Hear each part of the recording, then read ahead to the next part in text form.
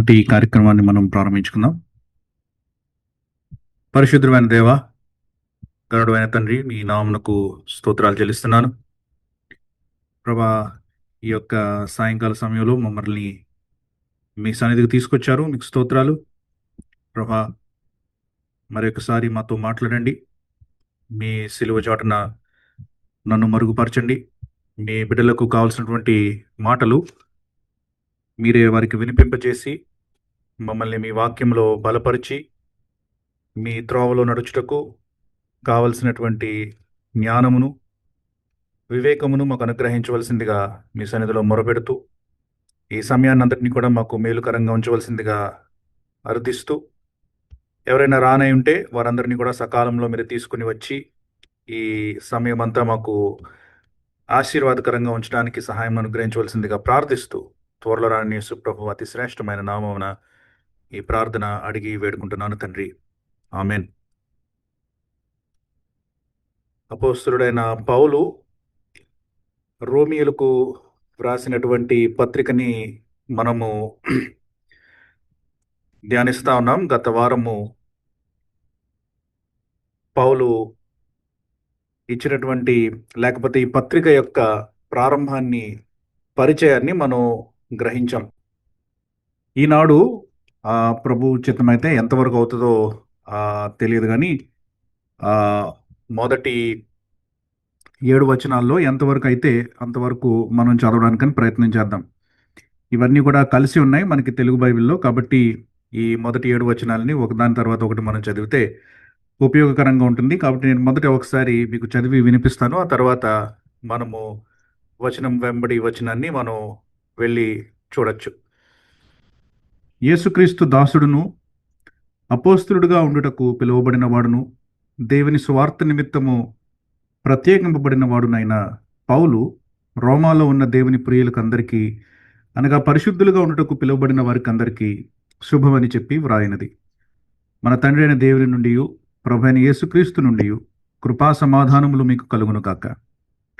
దేవుడు తన కుమారుడును మన ప్రభువునైన యేసుక్రీస్తు విషయమైన ఆ సువార్తను పరిశుద్ధ లేఖనముల యందు తన ప్రవక్తల ద్వారా ముందు వాగ్దానము చేసెను. యేసుక్రీస్తు శరీరమును బట్టి దావీదు సంతానముగాను, మృతులలో నుండి పునరుద్ధానుడైనందున పరిశుద్ధమైన ఆత్మను బట్టి దేవుని కుమారుడునుగాను ప్రభావముతో నిరూపింపబడెను. ఈయన నామము నిమిత్తము సమస్త జనులు విశ్వాసమునకు విధేయులగునట్లు ఈయన ద్వారా మేము కృపను అపోస్తలత్వమును పొందితిమి. మీరును వారిలో ఉన్నవారే యేసుక్రీస్తు వారుగా ఉండుటకు పిలువబడి ఉన్నారు. ఇది అపోస్తలుడైన పౌలు మొదటగా ఇస్తున్నటువంటి ఇంట్రొడక్షన్, తన గురించి తాను చెప్పుకుంటున్నటువంటి మాటలు.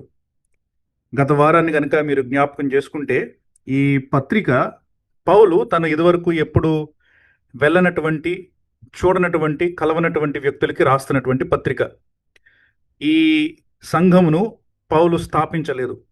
ఈ సంఘానికి నిజానికి పౌలుకి సంబంధం లేదు.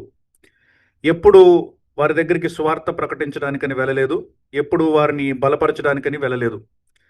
పౌలుకి అక్కడ ఉన్నటువంటి సంఘానికి ఏమైనా సంబంధం ఉందంటే, పౌలు ఆయా ప్రాంతాలలో కలిసినటువంటి కొంతమంది వ్యక్తులు ఇప్పుడు ఈ సంఘములో సభ్యుల కింద మనకి కనిపిస్తున్నారు.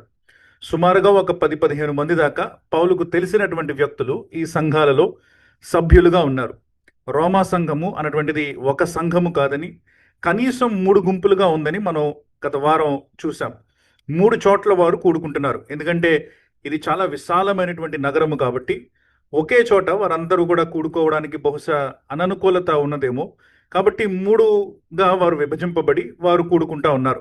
మన మోడర్న్ టైమ్స్లో మనం ఎలా అయితే ఆయా ప్రాంతాల్లో కూడుకుంటామో, ఒకే సంఘపు వ్యక్తులైనా సరే ఆ రకంగానే వీరు కూడా 3 గుంపులుగా కూడుకుంటున్నారు. కాబట్టి ఈ 3 గుంపుల్లో కలిసి కనీసం ఒక 10-15 మంది దాకా పౌలుకి తెలిసినటువంటి వ్యక్తులు ఉన్నారు. అకుల, ప్రిస్కిల్లా ఇలాంటి వ్యక్తులు పౌలుకి తెలిసినటువంటి వారు అక్కడ ఉన్నట్లు కనిపిస్తూ ఉంది. కాబట్టి వీరు పౌలుకి తెలిసిన వారు, కానీ సంఘములో ఉన్నటువంటి మిగతా వ్యక్తులు పౌలుకి తెలియదు. కాబట్టి పౌలు ఈ ఉత్తరాన్ని వాళ్ళకి తన పరిచయంగా కూడా రాసుకుంటున్నాడు అనమాట. తన గురించి తాను ఏం చెప్పాలనుకుంటున్నాడో ఆ విషయాలన్నింటినీ కూడా రాస్తున్నాడు అనమాట. తాను చెప్పాలనుకుంటున్నటువంటి మాటలు వీళ్ళు ఎందుకు వినాలో, పౌలు ఎందుకు ఈ పత్రికను రాయడానికి సమర్థుడో, పౌలు చెప్పినటువంటి మాటలు వీరెందుకు వినాలో, ఈ మాటలన్నిటినీ కూడా ఈ ప్రారంభంలో ఆయన వాళ్ళకి తెలుపుతా ఉన్నాడనమాట.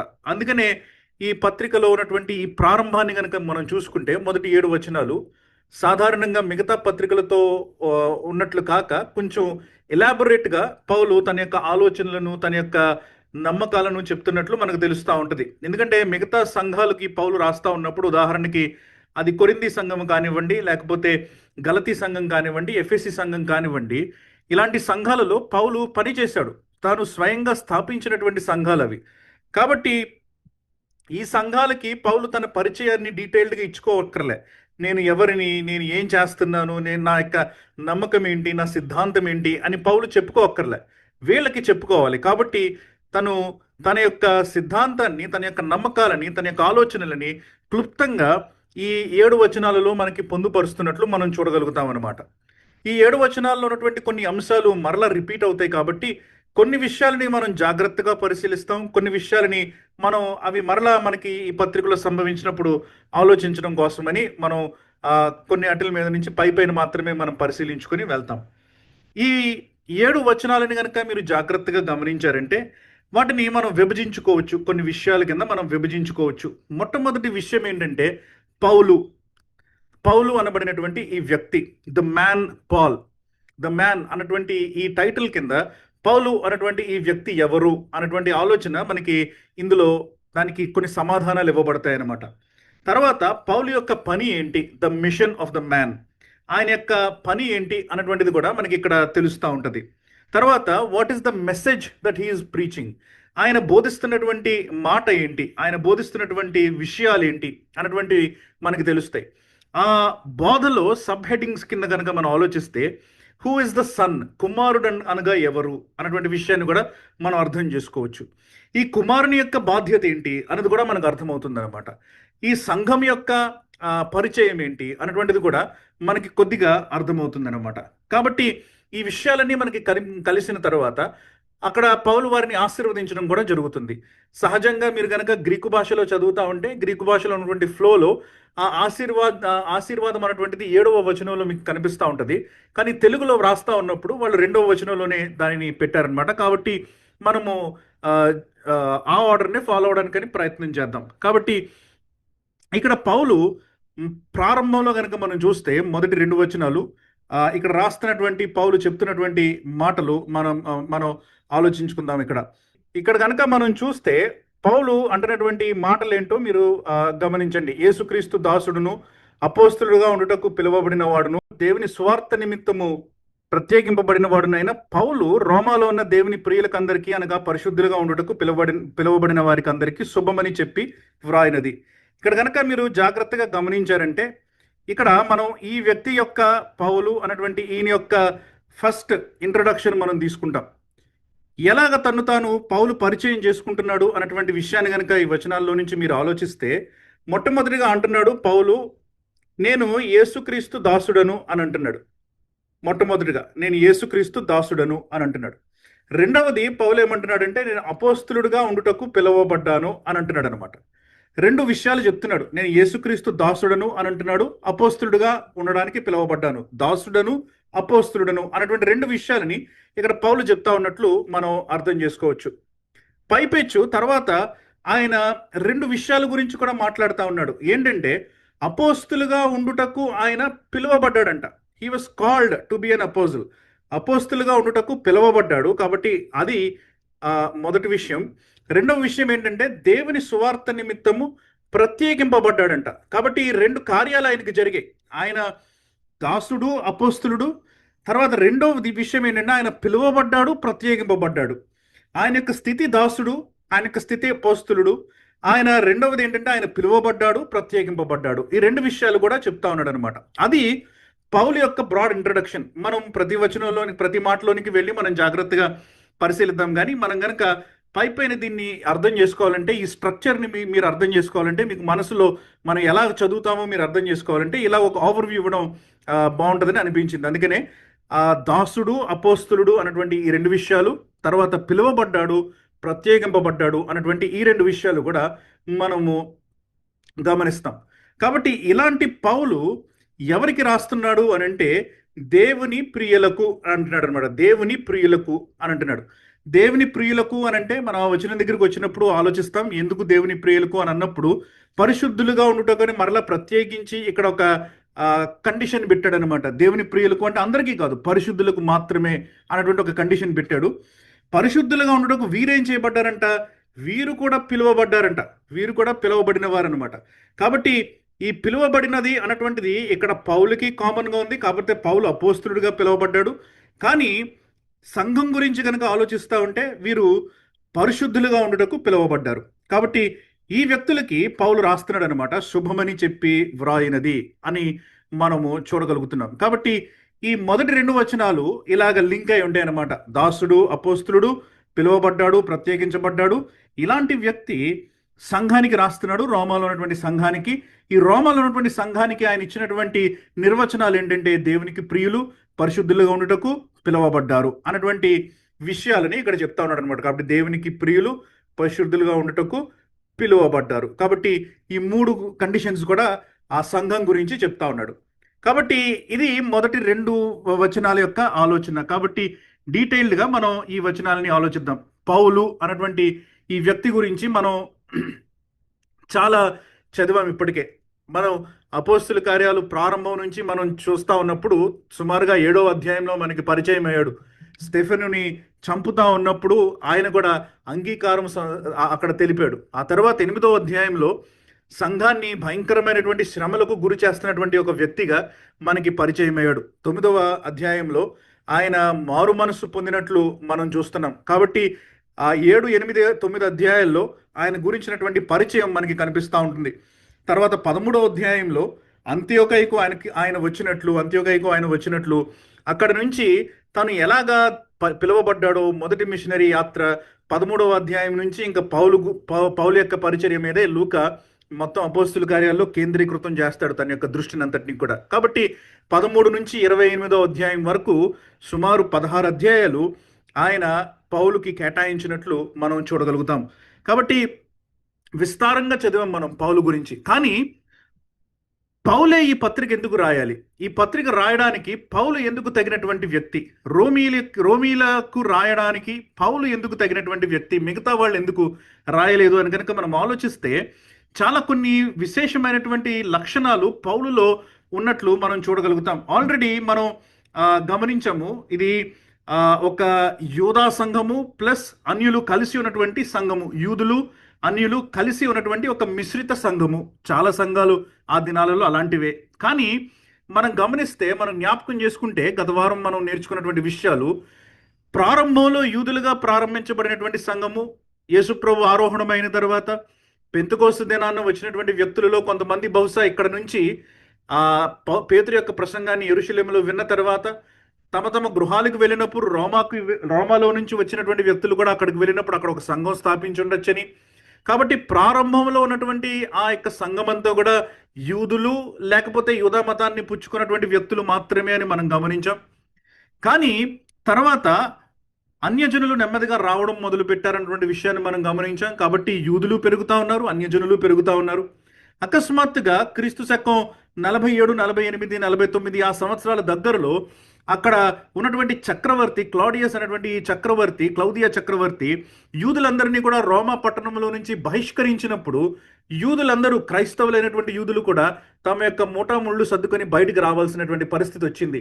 అకుల్ల ప్రిస్కిల్లలు కూడా మీరు కనుక జ్ఞాపకం చేసుకుంటే 18వ అధ్యాయంలో క్లౌదియా వారిని యూదులను బయటికి బహిష్కరించిన టైంలో వాళ్ళు వచ్చినట్లు మీరు గమనిస్తారు. కొరింథీకి వాళ్ళు వచ్చి అక్కడ సెటిల్ అయినట్టు మనం చూస్తాం. కాబట్టి ఆ టైం లైన్లో కనుక మనం చూస్తే క్లౌదియా వారిని బహిష్కరించినప్పుడు అనేక మంది క్రైస్తవ యూదులు కూడా అక్కడి నుంచి బయటకు వచ్చేశారు. కాబట్టి యూదా సంఘమంతా కూడా, ఇప్పుడు సంఘమంతా కూడా యూదులు ఖాళీ అయిపోయారు, అన్యజనులు మాత్రమే ఉన్నారు.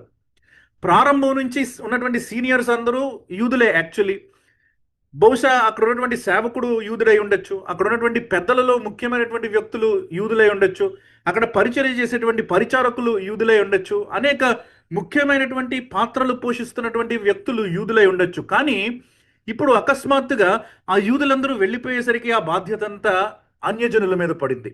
అన్యజనుల యొక్క స్థాయి అకస్మాత్తుగా పెరిగిపోయిందనమాట. కాబట్టి అన్యజనులు పరిచర్య చేస్తున్నారు, అన్యజనులు ఎదుగుతా ఉన్నారు, సంఘం ఎదుగుతా ఉన్నది. 5 సంవత్సరాలు అయ్యాయి, యూదులు రాలేదు, ఎవరు యూదులు లేరు సంఘంలో. మేబీ ఒకటో ఇద్దరు ఉండుంటారు. ఆ ధిక్కరించి, చక్రవర్తిని ధిక్కరించి ఉన్నటువంటి కొంతమంది ఉండి ఉంటారు. కానీ జనరల్లీ అది అన్యజనుల యొక్క సంఘంగా పిలువబడతా ఉంది. 54వ సంవత్సరం క్రీస్తు శకం నీరో మరలా ఈ ప్రజలందరినీ కూడా వెనక్కి రమ్మన్నాడు. యూదులందరినీ కూడా వెనక్కి రమ్మని చెప్పి ఆదేశాలు జారీ చేశాడు. కాబట్టి ఆయా ప్రాంతాల్లో ఉన్నటువంటి యూదులు, రోమా మీద ఇంకా మోజున్నటువంటి యూదులందరూ కూడా తిరిగి వెనక్కి వచ్చారు. అకుల ప్రిస్కిలలు కూడా వారిలో భాగంగా వాళ్ళు వెనక్కి వచ్చారనమాట. కాబట్టి ఇప్పుడు సంఘము మరలా సంపూర్ణమైనటువంటి అన్యజనుల యొక్క సంఘం నుంచి మరలా మిశ్రిత సంఘంగా మారుతా ఉందన్నమాట. సంపూర్ణమైనటువంటి యూదా సంఘము, తర్వాత మిశ్రిత సంఘము, తర్వాత సంపూర్ణమైనటువంటి అన్యజనుల యొక్క సంఘము ఇప్పుడు మరలా మిశ్రిత సంఘంగా మారుతా ఉంది. కాకపోతే ఇప్పుడు వచ్చిన సమస్య ఏంటంటే, ఈ సీనియర్స్ అందరూ మరలా వచ్చేసరికి, బహుశా సంఘంలో పరిచర్య చేస్తున్నటువంటి వ్యక్తులు మరలా వచ్చేసరికి, ఇక్కడ అన్యజనులు ఆ ప్రదేశాల్లో ఆ యొక్క డిజిగ్నేషన్స్లో కూర్చొని ఉండడం చూసేసరికి వాళ్ళకి వీళ్ళకి మధ్యన కొంచెం ఈగో క్లాష్లు వచ్చాయన్నమాట. అందుకనే అసలు ముఖ్యంగా పౌలు ఈ పత్రికను రాస్తున్నట్లు మనం గత వారం మనం గమనించాం. వారి మధ్యలో వచ్చినటువంటి ఈగో క్లాషెస్ని సాల్వ్ చేయడం కోసమని, ఎందుకు అన్యజనులు, ఎందుకు యూదులు ఒకటే వ్యక్తులు, ఒకటే రకమైనటువంటి వ్యక్తులు క్రీస్తు యొక్క కనులలో అని పౌలు తన డిఫెన్స్ అంతటిని కూడా ఈ పత్రికలో ఇస్తున్నట్లు మనం చూస్తున్నాం. కాబట్టి పౌలు ఈ అన్యజనులకి అపోస్తులుడిగా పిలువబడ్డాడు.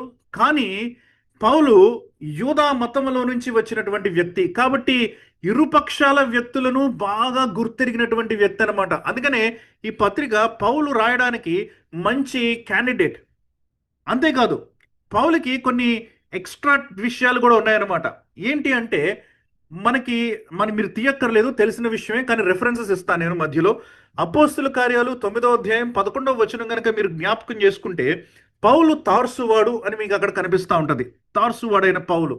ఈ తార్సు అన్నటువంటి ఈ పట్టణము కిలికియా అన్నటువంటి ప్రాంతంలో ఉన్నటువంటి పట్టణం అనమాట. ఆ దినాలలో మీరు కనుక చరిత్రను చదివితే, ఆ దినాలలో విద్యారంగంలో అతి ప్రాముఖ్యత చెందినటువంటి పట్టణాలు 3 ఆ ప్రాంతాలలో.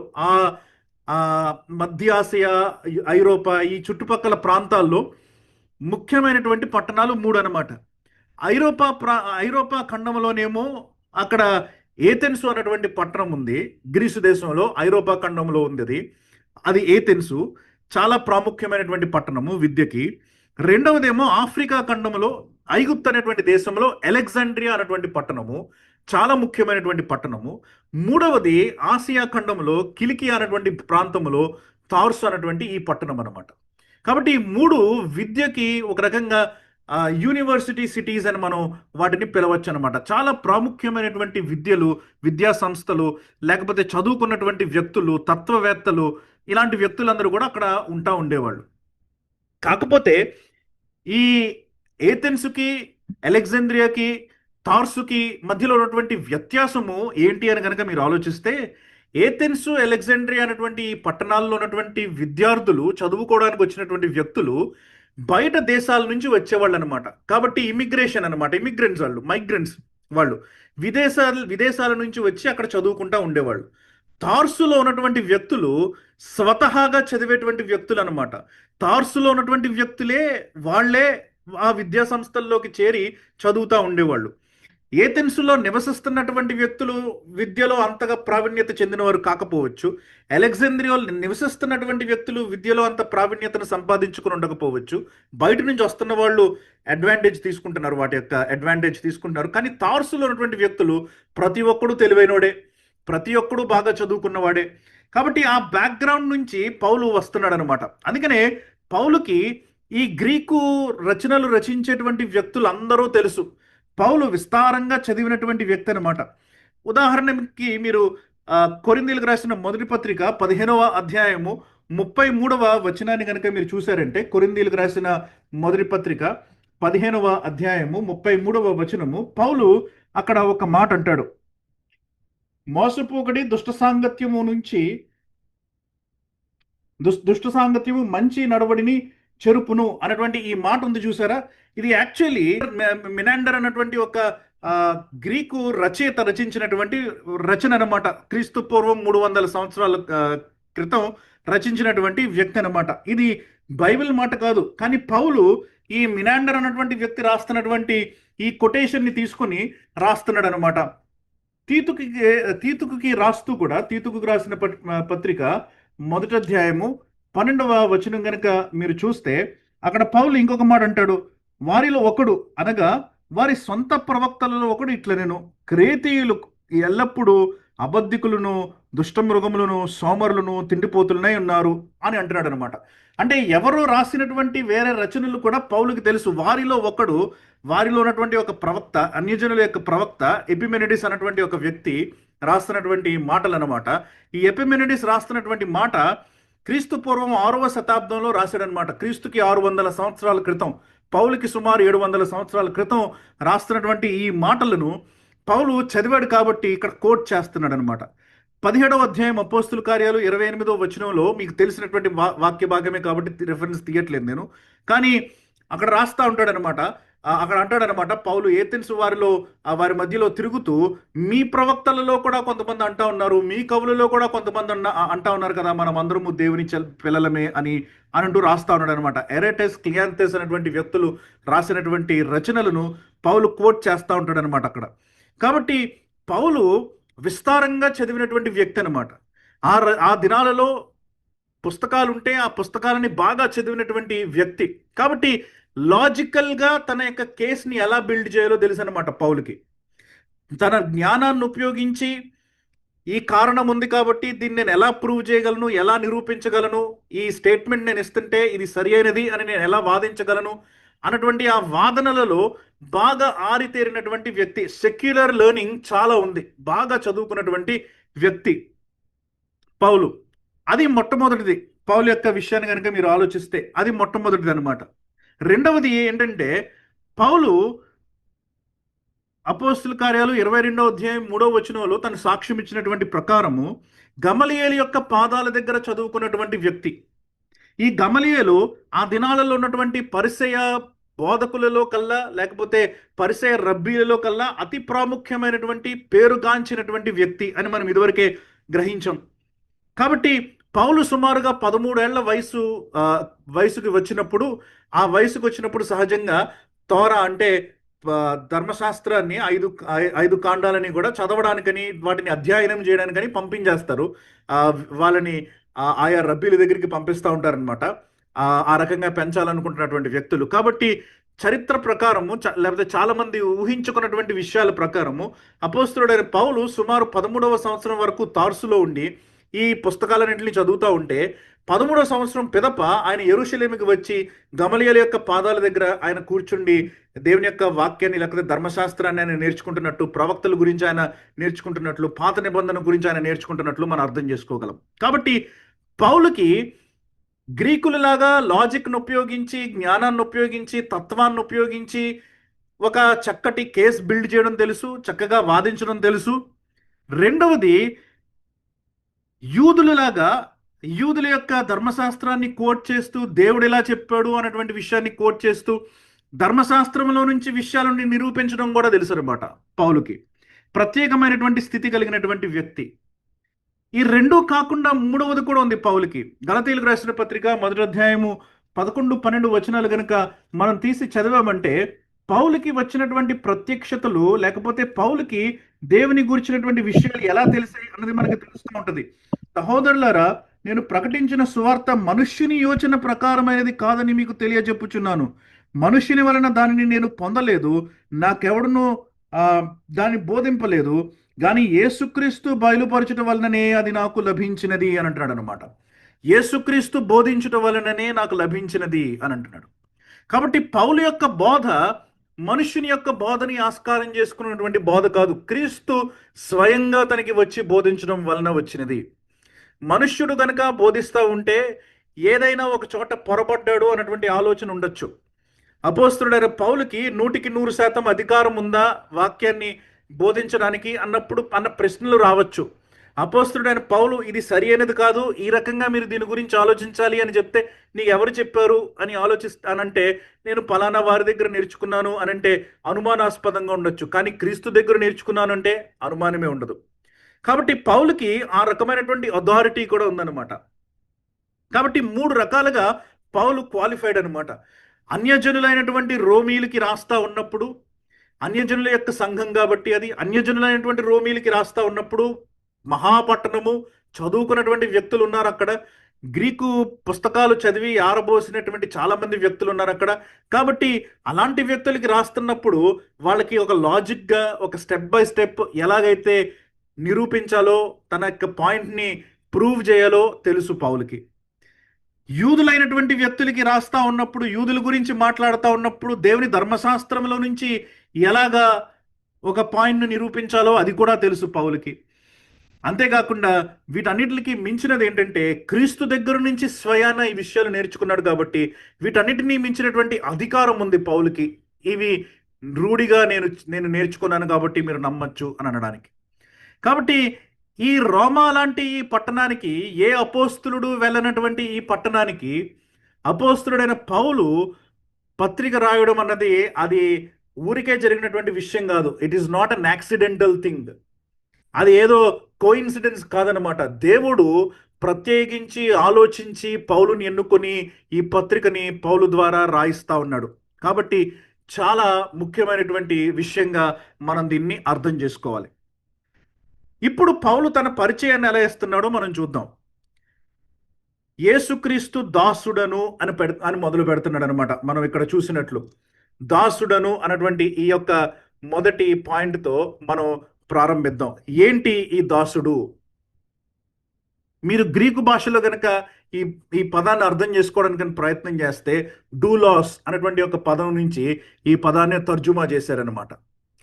దాసుడు అనేటువంటి ఈ పదం యొక్క నిజ తర్జుమా ఎలా ఉంటుందంటే బానిస, స్లేవ్ అనమాట. అమ్ముకోబడినటువంటి బానిసలాగా ఉంటుందన్నమాట ఈ పదం. కాబట్టి పౌలు ఏమంటున్నాడంటే, యేసుక్రీస్తుకి నేను అమ్మబడినటువంటి, లేకపోతే నన్ను నేను కంప్లీట్గా ఇచ్చేసుకున్నటువంటి ఒక బానిసని అని అంటున్నాడు అపోస్తలుడు ఇక్కడ. ఫిలిప్పీలకి రాసిన పత్రిక 3వ అధ్యాయం 12వ వచనం ఎవరైనా త్వరగా తీయగలిగితే చదవండి. ఫిలిప్పీలకు రాసిన పత్రిక 3వ అధ్యాయము 12వ వచనము. అక్కడ పౌలు ఏమంటున్నాడో చూడండి. ఇదివరకే నేను గెలిచి తినని అయినను, ఇదివరకే సంపూర్ణ సిద్ధి పొంది తినని అయినను నేను అనుకునట్లేదు కానీ నేను దేని నిమిత్తము క్రీస్తు యేసు చేత పట్టబడితినో దానిని పట్టుకొనవలనని పరిగెత్తుచున్నాను. అక్కడ ఏం మాట మాట్లాడుతున్నాడు చూడండి. దేని వలన క్రీస్తు యేసు చేత పట్టబడితినో అని అంటున్నాడు అనమాట. పట్టబడితినో. మీరు ఇంగ్లీష్ ట్రాన్స్లేషన్స్ కనుక చూస్తే మనకి తెలుగులో ఒకటే ఉంది కాబట్టి తర్జుమా, రకరకాల తర్జుమాలు లేవు. కానీ ఇంగ్లీష్ భాషలో ఈ పదాన్ని ఎలాగా తర్జుమా చేశారని కనుక చూస్తే పట్టబడ్డాను అనేది కామన్గా చేస్తారు. అప్రిహెండెడ్ అంటే నేను బంధించబడ్డాను అనేటువంటి ఒక మాట వాడతాడు అనమాట. పొజెస్డ్ అని వాడతాడు అనమాట. న్యూ లివింగ్ ట్రాన్స్లేషన్లో పొజెస్డ్ అన్నటువంటి పదాన్ని వాడాడు అనమాట. అంటే సంపూర్ణంగా నేను పొజెస్డ్ అంటే నేను ఏలుకోబడుతున్నాను, లేకపోతే నా యజమాని యేసుప్రభు అన్నట్టు మాట్లాడుతున్నాడు అనమాట. ఈఎస్వి ఆర్ఎస్వి ట్రాన్స్లేషన్స్లో అంటాడు మేడ్ మీ హిజ్ ఓన్, ఆయన స్వంత వాడిగా నేను అయిపోయాను అని అంటున్నాడు అనమాట. అంటే పౌలు తాను సంపూర్ణంగా క్రీస్తుకి ఇక్కడ ఇచ్చుకుంటున్నట్లు మనం చూస్తున్నాం. యేసుక్రీస్తు దాసుడను అన్నటువంటి ఈ పదాన్ని ఊరికే వాడట్లేదు అనమాట. చాలామంది ఈ దినాలలో దైవదాసుడు అని పిలుస్తూ ఉంటారు, దేవుని సేవకుడు అని పిలుస్తూ ఉంటారనమాట. చాలాసార్లు అవి రాంగ్ పదాలు. అవి మనం ఒక వ్యక్తికి దైవజనుడు అన్న పదం వాడుతూ ఉంటే అది చాలా చాలా జాగ్రత్తగా వాడాలి, ఊరికే వాడేయకూడదు. ఈ పలానా దైవజనుడు వచ్చాడండి, పలానా దైవజనుడు వచ్చాడని చాలామంది చెప్తూ ఉంటారు. బైబిల్లో ఎవరికి ఊరికే దైవజనుడు అన్నటువంటి పదాన్ని వాడలే. ఏలియా లాంటి వాళ్ళకి, ఎలీషా లాంటి వాళ్ళకి, చాలా ప్రవక్తల్లో కూడా టాప్ వ్యక్తులకి మాత్రమే దైవజనుడు అన్నటువంటి పదాన్ని పెట్టారు. మనం ఎవరికైనా పెట్టేస్తాం దైవజనుడు అన్నటువంటి పదాన్ని. కొన్ని డెసిగ్నేషన్స్ ఉన్నాయి, కొన్ని విషయాలని మనం సీక్రెట్గా చూడాలి, జాగ్రత్తగా చూడాలి. యేసుక్రీస్తు దాసుడు అని అనుకుంటా ఉన్నప్పుడు ఏదో నేను ఒక బైబిల్ని సంచిలో వేసుకొని ఇటు అటు తిరిగేస్తే నేను దాసుడిని అయిపోను. నన్ను నేను సంపూర్ణంగా ఆయనకి ఇచ్చుకోవాలన్నమాట. దాసత్వం అంటే దాస్యత్వము. బానిసత్వము, క్రీస్తు తప్ప నాకు ఇంకెవరూ లేరు అనేటువంటి విషయం అనమాట. క్రీస్తు కోసం నా ప్రాణాన్ని పెట్టడానికి నేను సిద్ధము అనేటువంటి ఆలోచన అనమాట. అలాంటి ఆలోచన లేకపోతే ఈ దాసుడను అని పిలుచుకోవాల్సినటువంటి అవసరత లేదు నిజానికి. తీతుకుకి రాసినటువంటి పత్రికలో కూడా పౌలు ఇలాంటి మాటే ఒకటి రాస్తాడు చూడండి. 2వ పత్రిక 14వ వచనము, తీతుకుకి రాసినటువంటి పత్రిక. అక్కడ ఏమన్నాడో చూడండి పౌలు 2:14. ఆయన సమస్తమైన దుర్నీతి నుండి మనను విమోచించి సత్క్రియలకు ఆసక్తి గల ప్రజలను తన కొరకు పవిత్రపరుచుకొని తన సొత్తు చేసుకొనుటకు తన్ను తానే మన కొరకు అర్పించుకొనెను. ఎందుకు అర్పించుకున్నాడు, అప్పగించుకున్నాడు అనంటే మనల్ని తన సొత్తుగా చేసుకోవడం కోసం అంట. హిజ్ ఓన్, అది ఆయన యొక్క ఆలోచన అనమాట. హిజ్ ఓన్ పొజెషన్ అని రాస్తాడు అనమాట ఇంగ్లీష్లో. అంటే తన స్వంత ఆస్తి, మనం ఆయన స్వంత ఆస్తి అనమాట. మనం మనవారము కాము, ఆయన స్వంత ఆస్తి, దేవుని యొక్క ఆస్తి. నువ్వు క్రైస్తవుడువా, నువ్వు దేవుని యొక్క ఆస్తివి. పౌలు ఇక్కడ ఆ మాటని మనకి చాలా ఖచ్చితంగా చెప్తా ఉన్నాడు అనమాట. కొరింథీయులకు కూడా రాస్తూ పౌలు మనకి బాగా తెలిసినటువంటి వాక్య భాగంలో అంటాడు అనమాట. కొరింథీకి రాసినటువంటి మొదటి పత్రిక 6వ అధ్యాయం 19వ వచనంలో అంటాడు, మీ దేహము దేవుని వలన మీకు అనుగ్రహింపబడి మీలో ఉన్న పరిశుద్ధాత్మకు ఆలయమైనదని మీరు ఎరుగరా, మీరు మీ సొత్తు కారు అని అంటాడు అనమాట. తీతుకులోనేమో మీరు దేవుని సొత్తు అని అన్నాడు, ఇక్కడ అంటున్నాడు మీరు మీ సొత్తు కారు అని అంటున్నాడు అనమాట. చాలా మంది యవనస్తులు ట్యాగ్ లైన్లు పెట్టుకుంటా ఉంటారు అనమాట, స్టేటస్లు పెట్టుకుంటా ఉంటారు. ఇట్స్ మై లైఫ్ అనేసి, ఇది నా జీవితము అని అంటూ ఉంటారు అనమాట. నా లైఫ్ నా ఇష్టము అని అంటూ ఉంటారు అనమాట. మై లైఫ్ మై విష్ అని అంటారు చాలా మంది. కాదండి, మీరు క్రీస్తు వారైతే మీ జీవితం కాదు అది. మీరు క్రీస్తుకి ఇచ్చేసుకున్నారు, మీరు క్రీస్తుకి అప్పగించేసుకున్నారు. తర్వాత నా జీవితం అనే హక్కు లేదు మీకు, నాకు కూడా లేదు.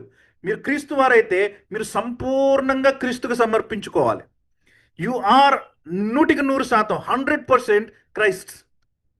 ఈ విషయం మనం అర్థం చేసుకోవాలి. అందుకనే పౌలు మొట్టమొదటి మాట అంటున్నాడు అనమాట ఇక్కడ, యేసుక్రీస్తు దాసుడను. Fundamental thing. నువ్వు క్రైస్తవుడువా, నువ్వు దాసుడివి. నువ్వు క్రైస్తవుడువా, నువ్వంటూ లేవు, నీకేదీ లేదు. నీ జీవితం అంతా కూడా క్రీస్తుదే. ఈ దాసుడు అనేటువంటి ఈ పదము యాక్చువల్లీ పాత నిబంధనలో చాలా మందికి పెట్టారు. ఆదికాండం 26వ అధ్యాయం 24వ వచనం కనుక చూస్తే, అబ్రహాముని నా సేవకుడైన అబ్రహాము అని దేవుడు పిలిచాడు. దినవృత్తాంతాలు 6వ అధ్యాయం, మొదటి దినవృత్తాంతాలు 6వ అధ్యాయం 49వ వచనంలో, 2వ దినవృత్తాంతాలు 24వ అధ్యాయం 9వ వచనంలో, దానియేలు 9వ అధ్యాయం 11వ వచనంలో మోషేని దేవుని సేవకుడిగా పిలిచారు.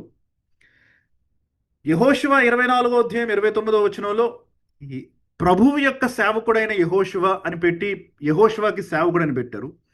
2వ సమూయేలు 3:18లో దావీదుని నా సేవకుడు అని దేవుడు పిలిచాడు. యెషయా 20వ అధ్యాయం 3వ వచనంలో యెషయని దేవుడు నా సేవకుడు అని పిలిచాడు. కాబట్టి పాత నిబంధనలో చాలా వ్యక్తులని దేవుడు దాసుడు, సేవకుడు అని తరచుగా పిలుస్తూ ఉండేవాడు. కాబట్టి పౌలు ఈ పాత నిబంధన ట్రెడిషన్ని కూడా కంటిన్యూ చేస్తున్నాడు అనమాట. ఏదో పాత నిబంధనలో ఉన్నటువంటి వ్యక్తులే దాసులు లేకపోతే సేవకులు కాదు సుమి. క్రొత్త నిబంధనలో ఉన్నటువంటి నేను క్రీస్తు యొక్క దాసుడను. క్రీస్తు యొక్క దాసుడు, క్రీస్తుకి బానిస అని అంటే అదేదో తక్కువగా చేసినటువంటి విషయం కాదు. ఈ లోకంలో బానిస అనేటువంటి పదానికి నెగిటివ్ కానటేషన్ ఉండొచ్చు, కానీ క్రీస్తు దగ్గరికి వచ్చేసరికి క్రీస్తుకి బానిస అయిపోవడం, క్రీస్తుకి మనల్ని మనం అమ్మేసుకోవడం, అది అత్యున్నతమైనటువంటి స్థితిగా మనం ఆలోచించాలి. కాబట్టి పౌలు తను తాను తగ్గించుకుంటున్నట్లు రాస్తున్నా సరే ఇది అత్యున్నతమైనటువంటి స్థితి అని మనం భావించాలి. 2వ మాట పౌలు ఏమంటున్నాడో చూద్దాం. అపోస్తులుగా ఉండుటకు పిలువబడిన వాడును అని అంటున్నాడు అనమాట. అపోస్తులుడు అని అంటున్నాడు తను తాను. ఈ అపోస్తులుడు అనేటువంటి పదం అంటే ఏంటో మనకు తెలుసు. పంపబడిన వాడు అని అర్థం. ఎవరినైనా పంపుతా ఉంటే ఆ పంపబడిన వాడిని అపోస్తులుడు అని అంటాం. ఒక కండిషన్ ప్రకారం పంపబడిన వాడు అన్నటువంటి ఆ మాటను ఒక్కటి తీసుకుంటే ప్రపంచంలో ఉన్నటువంటి ప్రతి క్రైస్తవుడు అపోస్తులుడే. ఎందుకంటే ప్రతి ఒక్కరం కూడా పంపబడడానికే పిలువబడ్డాం. కాబట్టి ఆ రకంగా ప్రతి క్రైస్తవుడు అపోస్తులుడే. కానీ చాలా లూజ్గా వాడుతున్నాను అనమాట ఆ పదాన్ని. నిజానికి చెప్పాలంటే అపోస్తులుడు అని అన్నటువంటి వ్యక్తికి కొన్ని గుణాలు ఉంటాయి. కాబట్టి ఆ గుణాలు ఏంటి అని కనుక మనం చూస్తే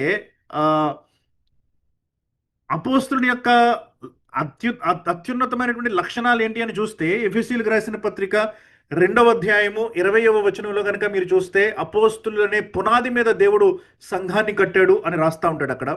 కాబట్టి అపోస్తులు సంఘానికి పునాది, they are the foundation of the church. మనం దేని మీద నిలబడ్డాము, మన యొక్క పునాది ఎక్కడా మనకి కనిపించకపోవచ్చు అపోస్తులు ఈనాడు, ఎందుకంటే బిల్డింగ్కి పునాది కనిపించదు కదా. ఆ రకంగా సంఘానికి ఈనాడు అపోస్తులు కనిపించరు, వాళ్ళ మీదే మనం కట్టబడ్డాం. కాకపోతే అపోస్తుల కార్యాలు 2వ అధ్యాయం 42వ వచనం ప్రకారం అపోస్తుల బోధ మీద మనం నిలబడతా ఉన్నాం. కాబట్టి వారు మనకి పునాది మాత్రమే కాదు, వారి బోధ కూడా మనం అర్థం చేసుకుంటున్నాం, మనం ఈనాటికి చదువుతున్నాం, ఆ విషయాలనే మనం చర్చించుకుంటున్నాం. కాబట్టి they were also the teachers of the church. మూడవది, కొరింథీయులకు రాసిన 2వ పత్రిక 12వ అధ్యాయం 12వ వచనంలో పౌలు రాస్తా ఉన్నట్లు, అపోస్తులుగా ఉండుటకు పిలువబడిన వారి యొక్క చిహ్నాలు గుర్తులు మీ మధ్య నెరవేర్చబడ్డాయి. అపోస్తుల యొక్క చిహ్నాలు గుర్తులు లేకపోతే మీ మధ్య నెరవేర్చబడ్డాయి అని రాస్తాడు కొరింథీయులకి. కాబట్టి వారికంటూ కొన్ని చిహ్నాలు ఉన్నాయన్నమాట, వారికంటూ కొన్ని సూచనలు ఉన్నాయన్నమాట. ఏంటి అని అంటే, సూచక క్రియలు, అద్భుత కార్యాలు చేసేటువంటి శక్తి ఉన్నది వాళ్ళకి. చనిపోయినటువంటి వ్యక్తిని లేపేటువంటి శక్తి ఉన్నదన్నమాట వాళ్ళకి. వారి నీడ పడితే చాలు కొంతమంది వ్యక్తులు స్వస్థత పొందుతూ ఉండేవాళ్ళు అనమాట. వాళ్ళకి కండిషన్స్ అక్కర్లేదన్నమాట, క్రీస్తులాగా వాళ్ళు స్వస్థపరచగలరు. ఆ తర్వాత వచ్చినటువంటి వ్యక్తులు స్వస్థపరచచ్చు, ప్రార్థన చెయ్యాలి. ఆ తర్వాత వచ్చినటువంటి వ్యక్తులు నూనె రాసి ప్రార్థన చేస్తే స్వస్థత పడచ్చు. కానీ అపోస్తుల దగ్గరికి అలా అక్కర్లేదు. అపోస్తులు క్రీస్తులాగా స్వస్థపరిచేవాళ్ళు అనమాట. తేడా ఉందన్నమాట. అందుకనే ఈ దినాన్న మీరు క్రీస్తులాగా స్వస్థపరుస్తున్నటువంటి వ్యక్తులను మీరు చూడరు, అపోస్తుల్లాగా స్వస్థపరుస్తున్నటువంటి వ్యక్తులని మీరు చూడరు. మరలా క్రీస్తు రాకడ సమయంలో ఆ ఇద్దరు సాక్షులు వచ్చిన తర్వాత ప్రకటన గ్రంథం 11వ అధ్యాయంలో అలాంటి దినాల్లో ఇలాంటి సూచక క్రియలు, అద్భుత కార్యాలు జరుగుతాయేమో మనకు తెలియదు సంపూర్ణంగా.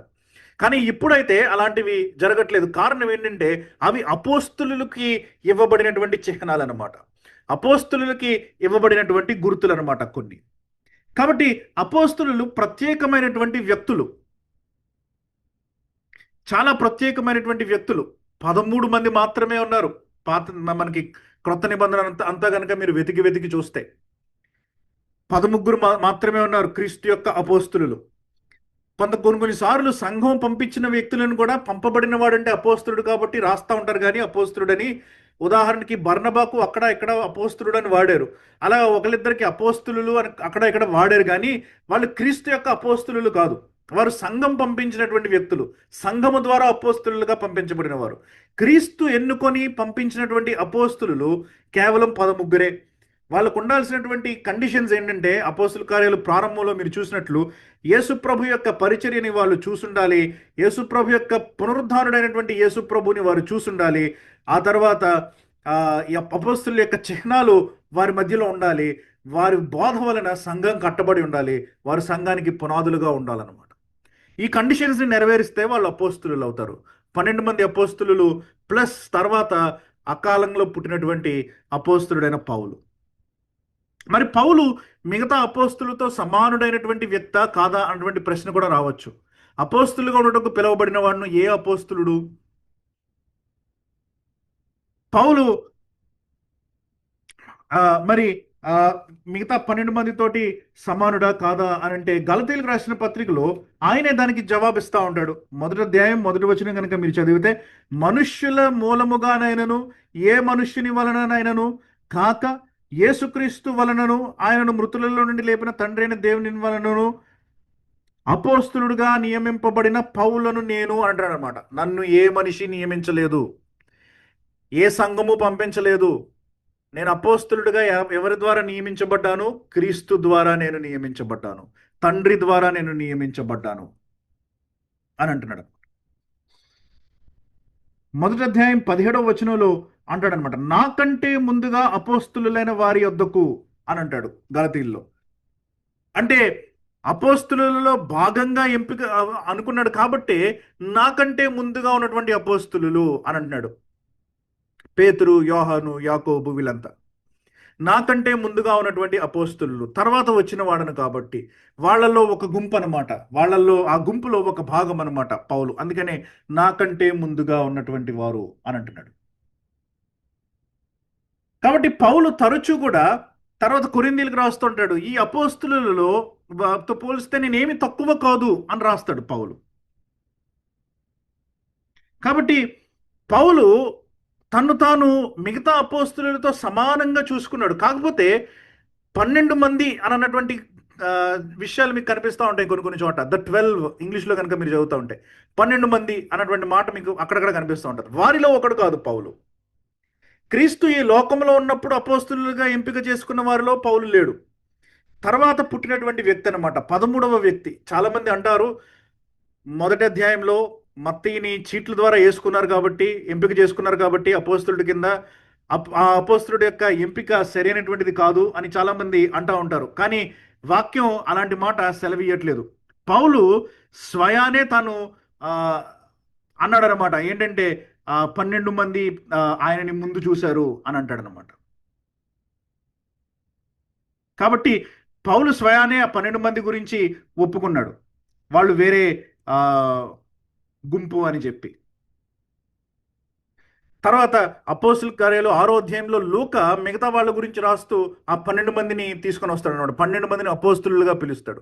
కాబట్టి ఈవెన్ 6వ అధ్యాయం దాకా కూడా 12 మందిలో మత్తయి కూడా ఉన్నాడు. కాబట్టి మత్తయిని దేవుడు ఎంపిక చేసుకోలేదు కాబట్టి ఆ 12వ అపోస్తులుగా పౌలు వచ్చాడు అన్న ఆ బోధ సరి అయినటువంటి బోధ కాదు. 13 దేవుడు ఎంపిక చేసుకున్నాడు. వారిలో పౌలు ఒకడు, అకాలంలో పుట్టినటువంటి వ్యక్తి అన్నమాట. కాబట్టి ఈ విషయాలను మనం పరిగణించాలి. అపోస్తులుగా ఉండుటకు పిలువబడ్డాడు అన్నమాట పౌలు. కాబట్టి ఇప్పుడు దాసుడు అంటే ఏంటో అర్థం చేసుకున్నారు, బానిస అన్నట్టు. అపోస్తులుడు అంటే ఏంటో అర్థం చేసుకున్నారు. సో ఈ దాసుడు అన్నటువంటి పదమేమో తన యొక్క తగ్గింపుని చూపిస్తా ఉన్నది. అఫ్కోర్స్ తగ్గింపుగానే అది ఉన్నతమైనటువంటి స్థితే, తగ్గింపుని చూపిస్తా ఉన్నది. అపోస్తులుడుగా ఉండుటకు అని అంటే తన యొక్క అధికారాన్ని చూపిస్తా ఉందన్నమాట. ప్రపంచంలో ఉన్నటువంటి వ్యక్తులందరిలో కల్లా 13 ఉన్నారు అపోస్తులు. అంటే అది ఎంత ప్రత్యేకమైనటువంటి హోదా ఆలోచించండి. సంఘానికి మూల స్తంభాలు వారు అపోస్తులు అనేటువంటి వ్యక్తులు, నాయకులుగా పరిగణించబడుతున్నటువంటి వ్యక్తులు. కాబట్టి ఒకవైపు యేసుక్రీస్తుకు నేను దాసుడను, ఇంకొక వైపు మీకు నేను అపోస్తులుడను అని పౌలు ఇక్కడ చెప్తున్నాడు అనమాట. సో తగ్గించుకుంటూనే తనకి సంఘం మీద అధికారం ఉంది అన్నటువంటి విషయాన్ని కూడా చెప్తున్నాడు. ఎందుకంటే ఈ సంఘానికి తను రాస్తా ఉన్నప్పుడు ఈయన రాస్తున్న మాటలు వారు విని అర్థం చేసుకోవాలి కాబట్టి అంటున్నాడు, నేను పిలువబడ్డాను అపోస్తులుగా ఉండుటకు పిలువబడ్డాను. ఇక్కడ నేను మీకు కనెక్ట్ చేశాను కదా, ఇక్కడ పిలువబడినటువంటి ఈ పదము మీరు స్క్రీన్ మీద కనుక చూస్తూ ఉంటే పిలువబడినటువంటి ఈ పదము ఇక్కడ క్రిందకు వచ్చేసరికి సంఘానికి కూడా రాశాడు అనమాట, పిలువబడినటువంటి వారి అని. పౌలు అపోస్తులుగా ఉండుటకు పిలువబడితే మనము పరిశుద్ధులుగా ఉండుటకు పిలువబడ్డాం. There is always a commission after the call. పిలువబడినటువంటి ప్రతి వ్యక్తికి కూడా ఒక పని ఉంటుంది. జాన్ మెకార్థర్ అంటాడు అనమాట, the lord never provides conversion without commission. అంటే మనస్సులో మార్పు అంట దేవుడు ఒక పని ఇవ్వకుండా ఎప్పుడు ఇవ్వడంట. మీరు మారు మనస్సు పొందారంటే, మారు మనస్సు అన్నటువంటిది మీకు దేవుడు ఒక పని చెప్తున్నప్పుడే ఇస్తాడంట దేవుడు. There is never a conversion without a commission. కాబట్టి పౌలు ఎందుకు పిలువబడ్డాడు అపోస్తులుడుగా ఉండుటకు? మనము ఎందుకు పిలువబడ్డాం? పరిశుద్ధులుగా ఉండుటకు. బేసిక్ అనమాట. పౌలు కూడా పరిశుద్ధులుగా ఉండుటకు పిలువబడ్డాడు. పౌలుకి దానికి మీద అపోస్తులుడుగా ఉండుటకు పిలువబడ్డాడు. ఎడిషనల్ పిలుపు ఒకటి ఉంది. మనకి బేసిక్లో బేసిక్ ఏంటంటే పరిశుద్ధులుగా ఉండుటకు పిలువబడ్డాం. కాబట్టి పిలుపు అక్కడ ఉంది, పిలుపు ఇక్కడ ఉంది. తర్వాత ఇంకొక మాట అంటున్నాడు, నేను పిలువబడిన వాడినే కాదు, నేను ప్రత్యేకింపబడిన వాడును అని అంటున్నాడు అనమాట. ప్రత్యేకింపబడిన వాడు ఎందుకు అనంటే దేవుని సువార్త నిమిత్తము. గలతీలకు రాసిన పత్రిక 1వ అధ్యాయం 15వ వచనం కనుక మీరు చూస్తే, ఈ ప్రత్యేకింపబడినటువంటి ఈ విషయం అనేటువంటిది ఏదో ఆయన మారు మనసు పొందిన తర్వాత దేవుడు ప్రత్యేకపరిచినట్లు కాదు, కానీ 15వ వచనం చదవండి. ఆయనను తల్లి గర్భమునందు పడినది మొదలుకొని ఆ, నన్ను ప్రత్యేకపరిచి ఆ, తన కృపచేత నన్ను పిలిచినప్పుడు నేను అన్యజనులలో తన కుమారుని ప్రకటింపవలనని ఆయన నా యందు ఆ, బయలుపరపను అనుగ్రహించినప్పుడు మాతృలతో నేను సంప్రదింపలేదు. అక్కడ ఏమంటున్నాడు? తల్లి గర్భంలో పడినప్పటి నుంచి ఈయనని ప్రత్యేకించాడంట. కాబట్టి ఈ పిలుపేదో ఆయన మారు మనసు పొందిన తర్వాత ప్రత్యేకించినటువంటి ప్రత్యేకత కాదనమాట ఇది. తల్లి గర్భంలో పడినప్పటి నుంచి ఈయనని ప్రత్యేకించాడంట. ప్రియులరా, దేవుని యొక్క ఎంపిక మన పుట్టుకకు ముందు నుంచే ఉందన్నమాట. పౌలు యొక్క విషయంలో కూడా ప్రత్యేకింపబడినవాడు అనమాట. ఇర్మియా అంటాడు కదా, అలాగా పౌలు కూడా గర్భంలో ఉన్నప్పుడే ప్రత్యేకింపబడినటువంటి వ్యక్తి. దేని నిమిత్తం ప్రత్యేకించబడ్డాడు? సువార్త నిమిత్తం ప్రత్యేకించబడ్డాడు. ఏంటి ఈ ప్రత్యేకించబడడం అని కనుక మీరు ఆలోచిస్తే కేవలం దానికోసం అనమాట. ఇక వేరే ఆలోచనలు లేవన్నమాట. పౌలు యొక్క వేరే ఆలోచనల్లో నిమగ్నం అవడానికి ఆస్కారం లేదు పౌలుకి. అందుకనే పౌలు వివాహం చేసుకోలేదు. అందుకనే పౌలు ఒక బిజినెస్ పెట్టుకోలేదు, వ్యాపారం చేయలేదు. పౌలు అందుకనే ఒక ఇల్లు కట్టుకోలేదు. పౌలు వేరే వేరే ఆశలు, ఆలోచనలు కలిగినటువంటి వ్యక్తి కాదు. కారణం ఏంటంటే సువార్త నిమిత్తము ప్రత్యేకించబడ్డాడు. He was separated for that. ఉద్యోగస్తులు ఉంటారు, అందరూ ఒకటే టీంకి సంబంధించిన వాళ్ళు అవ్వచ్చు, కానీ వాళ్ళల్లో కూడా కొంతమందిని కొన్ని ప్రత్యేకమైనటువంటి పనుల కోసం అని ప్రత్యేకిస్తారనమాట. వాళ్ళు ఆ పని మీదే కాన్సన్ట్రేట్ చేయాలన్నమాట. వాళ్ళ యొక్క బాధ్యత అదే, ప్రత్యేకించబడిన వారు. కాబట్టి పౌలు ప్రత్యేకించబడినవాడు దేనికి నిమిత్తము అంటే దేవుని స్వార్థ నిమిత్తము అని రాస్తున్నాడు.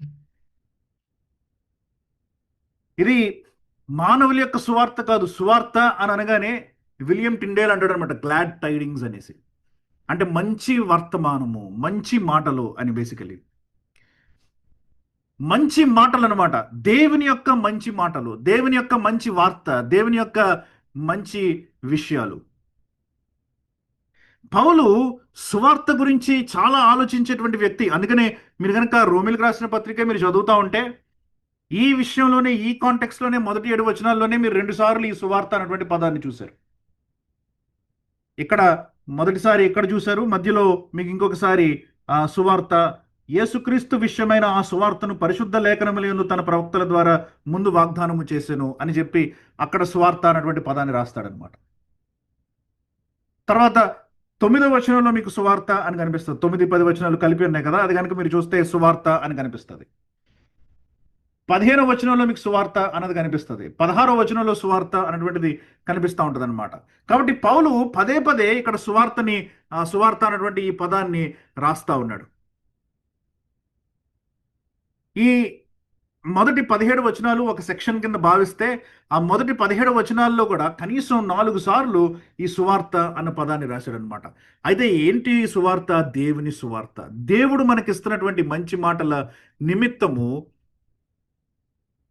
దేవుడు పౌలుని ప్రత్యేకించాడంట.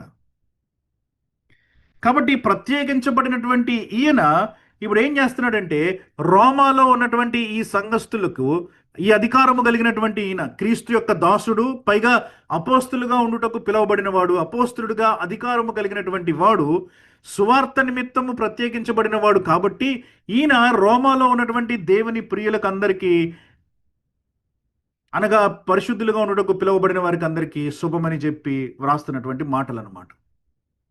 కాబట్టి దేవుని ప్రియులు, యాక్చువల్లీ ఇది లాస్ట్లో వస్తుంది కాబట్టి మనం లాస్ట్లో చదివితే ఈ మాట బాగుంటుంది, కానీ మీకు జస్ట్ ఒక రిఫ్రెషర్ ఇస్తాను దీని గురించి.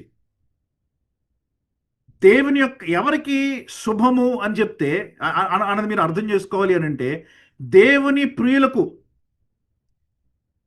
దేవుని యొక్క ప్రియులకు, మనమంతా కూడా దేవుని సంఘంలో ఉన్నటువంటి సభ్యులంగా మనం దేవుని ప్రియులం అనమాట.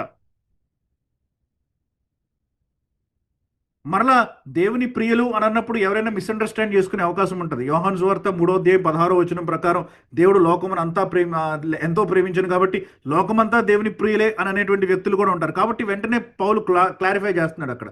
దేవుని ప్రియులు అని అంటే సహజంగా అనుకునేటువంటి లోకమంతా కాదు సుమి, ఇక్కడ పరిశుద్ధులుగా ఉండుటకు పిలువబడ్డవారు అంటే సంఘం అనమాట.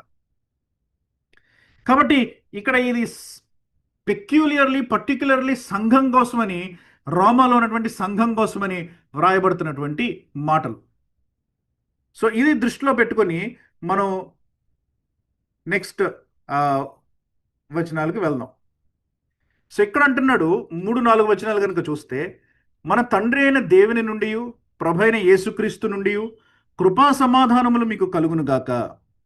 దేవుడు తన కుమారుడును మన ప్రభునైన యేసుక్రీస్తు విషయమైన ఆ సువార్తను పరిశుద్ధ లేఖనముల యందు తన ప్రవక్తల ద్వారా ముందు వాగ్దానము చేసెను. తండ్రి అయిన దేవుని నుండి అని అంటున్నాడు, ప్రభు అయిన యేసుక్రీస్తు నుండి అని అంటున్నాడు అనమాట. తర్వాత అంటున్నాడు కృపా సమాధానము అని అంటున్నాడు. ఈ కృపా సమాధానము అనేటువంటి ఈ ఉన్నాయి చూసారా, ఇవి ఎవరికి వర్తిస్తాయన్నమాట. ముందు వచనంలో మీరు చూసినట్లు ఎవరికి వర్తిస్తాయంటే కేవలము దేవునికి ప్రియులుగా ఉన్నవారికి, అంటే దేవుడు ప్రేమించేటువంటి వ్యక్తులకి, అంటే పిలువబడినటువంటి వ్యక్తులకి, పరిశుద్ధులకి ఇవ్వబడ్డాయన్నమాట ఇవి. సంఘానికి తప్ప లోకంలో ఉన్నటువంటి మిగతా వాళ్ళకి ఎవరికి కృపా సమాధానములు లేవండి. నిజానికి చెప్పాలంటే పౌలు యొక్క ఆలోచన కూడా ఇదే. కృపా సమాధానము ఎవరికంటే సంఘంలో ఉన్నటువంటి వ్యక్తులకి. చాలా మంది ఎవరైనా చనిపోతా ఉన్నప్పుడు ఆర్ఐపి అని పెడతా ఉంటారు అనమాట. ఆ ఆర్ఐపి అనేటువంటిది ఎవరికి వర్తిస్తుందంటే కేవలం క్రైస్తవులకి మాత్రమే. విశ్వాసంలో ఉంటూ చనిపోయినటువంటి వారికి మాత్రమే ఆర్ఐపి అనేది వర్తిస్తుంది, రెస్ట్ ఇన్ పీస్. దురదృష్టవశాత్తు అవిశ్వాసంలో ఉండి మరణించిన వారికి సమాధానం లేదు, వారి జీవితంలో సమాధానం పొందలేరు వారి జీవితంలో. ఈ లోకంలో ఉన్నప్పుడే అందుకనే ఒక వ్యక్తి నిర్ణయం తీసుకోవాలి, నేను క్రీస్తు వాడనా నేను కాదా అన్నటువంటి ఒక నిర్ణయాన్ని తీసుకోవాలన్నమాట. కాబట్టి ఎవడైతే క్రైస్తవుడై ఉంటాడో, ఎవడైతే దేవుని యొక్క పిలుపును పొందుకున్నటువంటి వ్యక్తి అయి ఉంటాడో, ఎవడైతే పరిశుద్ధమైనటువంటి ఆ పిలుపుకు లోబడి ఉంటాడో, అలాంటి వ్యక్తి, దేవుని చేత ప్రేమించబడుతున్నటువంటి ఆ వ్యక్తి కృపా సమాధానాలకు ఈ లోకంలో యోగ్యుడు అని మనం అర్థం చేసుకోవచ్చు. కృపా సమాధానాలు అలాంటి వ్యక్తులకి కలుగుతూ ఉంటాయి. మిగతా వాళ్ళకి, ప్రపంచంలో ఉన్నటువంటి మిగతా వాళ్ళకి కృపా సమాధానము లేదు, 100% చెప్పాలంటే. ఆ మాట అన్న తర్వాత పౌలు అంటున్నాడు అనమాట, దేవుడు తన కుమారుడును మన ప్రభువునైన యేసుక్రీస్తు విషయమైన ఆ సువార్తను పరిశుద్ధ లేఖనములందు తన ప్రవక్తల ద్వారా ముందు వాగ్దానం చేశాను. కాబట్టి పౌలు తన గురించి ఇంట్రడక్షన్ ఇచ్చేసుకున్నాడు. ఇప్పుడు దేని గురించి ఇంట్రడక్షన్ ఇస్తున్నాడంటే, ఇందాక మనకి ఇంట్రడ్యూస్ చేశాడు కదా, సువార్త అన్నటువంటి మాటని ఇంట్రడ్యూస్ చేశాడు కదా. ఆ సువార్తని దేవుని, 2వ వచనం చూస్తే మీరు, అంటే మధ్యలో ఉంది కానీ, దేవుని సువార్త నిమిత్తము ప్రత్యేకింపబడిన వాడునైన పౌలు అన్న మాట చదివాం కదా. ఆ సువార్తని ఇక్కడ లింక్ చేస్తున్నాడు అనమాట. తన కుమారుడును మన ప్రభువైన యేసుక్రీస్తు విషయమైన ఆ సువార్తను అని అంటున్నాడు. ఈ ఆ అన్నటువంటిది ఆ పాత సువార్త అన్నటువంటి ఆ పదాన్ని ఇక్కడ లింక్ చేస్తున్నట్టు మనకు తెలుస్తుంది అనమాట. కాబట్టి ఆ సువార్త దేని గురించినటువంటి సువార్త, ఇప్పుడు దీని గురించి ఇంట్రడక్షన్ ఇస్తాడనమాట. మనకి ఈ సువార్త గురించినటువంటి డీటెయిల్స్ ఇస్తాడనమాట. యేసుక్రీస్తు విషయమైన సువార్త అనమాట. ఈ సువార్త ఎవరి గురించి సంబంధించింది? యేసుక్రీస్తుకి సంబంధించింది. లేకపోతే ఎలా పెట్టుకోవచ్చు, యేసుక్రీస్తుకి సంబంధించినటువంటి సువార్త. The good news is about a person, ఒక వ్యక్తి గురించినటువంటి సువార్త అనమాట. ఇప్పుడు ఈ వ్యక్తి ఎవరు? యేసుక్రీస్తు అన్న పేరు ఇచ్చాడు, కానీ ఆ యేసుక్రీస్తు గురించి ఎక్స్ప్లెయిన్ చేస్తున్నాడు అనమాట. ఇక్కడ అంటున్నాడు, ఇక్కడ దేవుడు తన కుమారుడు అని అంటున్నాడు, తర్వాత అంటున్నాడు మన ప్రభువు అని అంటున్నాడు అనమాట. తర్వాత యేసుక్రీస్తుకి కూడా రెండు చెప్తున్నాడు. ఒకటి దేవుని యొక్క కుమారుడు, 2 మన ప్రభువు అనంటూ ఆ సువార్తకి, ఇది ఆ సువార్త గురించినటువంటి విషయము, యేసుక్రీస్తు గురించినటువంటి విషయము. అయితే ఈ సువార్త క్రొత్త విషయం కాదు సుమి. ఎందుకంటే ఇప్పటి వరకు దేవుడు ఈ సువార్త ఏదో ప్రకటించలేదా? ఇప్పటి వరకు దేవుడు ఈ సువార్తని బయటికి పంపించలేదా? ఇప్పటి వరకు దేవుడు దాచేసి ఉంచాడా ఈ సువార్తని అని ప్రజలు అనుకోకుండా దానికి క్లారిఫికేషన్ ఇస్తున్నాడు అనమాట. ఆ సువార్త పరిశుద్ధ లేఖనములందు తన ప్రవక్తల ద్వారా ముందే వాగ్దానం చేశాడు అంట. దేవుడు ముందుగానే వాగ్దానం చేశాడు అన్నటువంటిది ఇక్కడ పౌలు రాస్తున్నాడు అనమాట. మనకి టైం అయిపోయింది కాబట్టి మనం ఇక్కడతో ముగించేద్దాం. దీని యొక్క కంటిన్యూయేషన్ మనం వచ్చే వారం కంటిన్యూ చేసుకుందాం. కాబట్టి ఇప్పుడు కనుక మీరు గమనించారంటే పౌలు తన యొక్క ఇంట్రడక్షన్ ఇచ్చాడు. ఏమని ఇంట్రడ్యూస్ చేసుకున్నాడంటే, నేను క్రీస్తు యొక్క దాసుడును అని ఇంట్రడ్యూస్ చేసుకున్నాడు. తర్వాత నేను అపోస్తులుడును అని ఇంట్రడ్యూస్ చేసుకున్నాడు. కాబట్టి నేను దేవుని యొక్క సేవ చేస్తున్నటువంటి వ్యక్తిని, కానీ అధికారము కలిగినటువంటి వ్యక్తిని, నేను అపోస్తులుడును. కాబట్టి నేను చెప్పాలనుకుంటున్నటువంటి మాటలు మీరు జాగ్రత్తగా గమనించండి. అది పౌలు యొక్క ఉద్దేశం ఆ పదాలు వాడడానికి. తర్వాత తన పని ఏంటో చెప్తున్నాడు, తను చేస్తున్నటువంటి పని ఏంటో చెప్తున్నాడు. నేను ప్రత్యేకించబడినటువంటి వ్యక్తిని, లేదా దానికన్నా ముందు నేను పిలువబడినటువంటి వ్యక్తిని, అపోస్తులుగా ఉండటకు పిలువబడ్డాను. మనమేం అర్థం చేసుకోవచ్చు, నేను పిలువబడ్డాను. ఆ మాటని మీకు చూపించా. నేను పిలువబడ్డాను కాబట్టి, నేను పడ్డానంటే పౌలు పిలువబడినప్పుడు అపోస్తులుగా ఉండటకు పిలువబడ్డాడు. మరి నేను దేనికోసం పిలువబడ్డా? పరిశుద్ధునిగా ఉండటకు పిలువబడ్డా. పౌలు ఎంత జాగ్రత్తగా తన పరిశుద్ధతని కాపాడుకుంటూ తన అపోస్తలత్వాన్ని నెరవేరుస్తున్నాడో మీరు చూశారు కదా. తన యొక్క జీవితం అంతటినీ మనం చూసాం కదా. ఆకాశం నుంచి వచ్చినటువంటి ఆ దర్శనమునకు నేను అవిధేయుడును కాలేను అని అన్నాడు అగ్రిప్ప దగ్గర. అపోస్తుల కార్యాలు 26వ అధ్యాయం అనుకుంటా. కాబట్టి అంత అవిధేయుడును కాలేను అని అన్నంత విధేయతను చూపిస్తా ఉన్నటువంటి పౌలు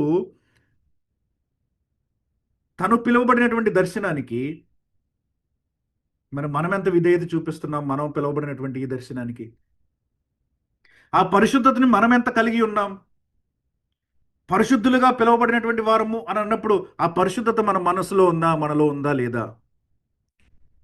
ప్రియులారా, ఈ ప్రశ్నతోటి నేను మిమ్మల్ని వదిలేస్తాను. కానీ ఆ ప్రశ్న మీరు ఆలోచిస్తూ ఉండండి. నేను పిలువబడినటువంటి వ్యక్తినైతే నాలో ఆ పరిశుద్ధత కనిపిస్తూ ఉందా? నాలో ఆ పరిశుద్ధత కనిపించట్లేదు, నాలో మురికి, చీడ, అపరిశుద్ధత, అన్ని చెడ్డ గుణాలే ఉన్నాయంటే అసలు నేను పిలువబడ్డానా అన్న ప్రశ్న వేసుకోండి.